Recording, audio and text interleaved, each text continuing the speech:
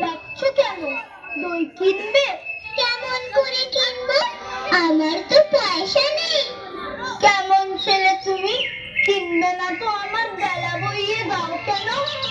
আমি যদি তোমার সঙ্গে চলে যেতে পারতাম তো যেতাম। আমার সঙ্গে?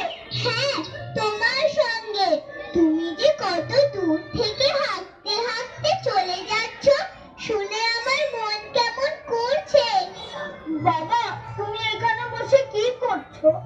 কবিরাজ আমাকে বেরোতে বারণ করেছে, তাই আমি সারাদিন এখানেই বসে থাকি। বাচ্চা তোমার কি হয়েছে? আমি জানি না, আমি তো কিছু পড়িনি, তাই আমি জানি না আমার কি হয়েছে। দয়ালা, তুমি কোথা থেকে এসেছো? আমাদের গ্রাম থেকে এসেছি। তোমাদের গ্রাম?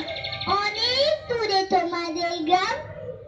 আমাদের গ্রাম সেই 5 মুড়ো পাহাড়ের তলায়, শ্যামলী নদীর ধারে।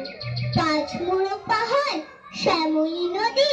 কি জানি, হয়তো তোমাদের গ্রাম দেখেছি, সে আমার মনে পড়ছে না। তুমি দেখেছো?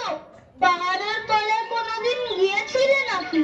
না, কোনোদিন যাইনি, কিন্তু আমার মনে হয় যেন আমি দেখেছি একটি লাল রঙের রাস্তার ধারে। না? ঠিক বলেছো বাবা। সেখানে পাহাড়ের গায়ে সব গরু চড়ে বেড়াচ্ছে। কি আশ্চর্য, ঠিক বলেছো। আমাদের গ্রামে গরু চড়ে বই কি, খুব চড়ে। মেয়েরা সব নদী থেকে জল তুলে মাথায় কলসি করে নিয়ে যায়, তাদের লাল শাড়ি পরা। বাহ বাহ, ঠিক কথা।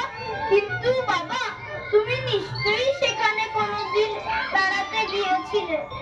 সত্যি বলছি দয়াল,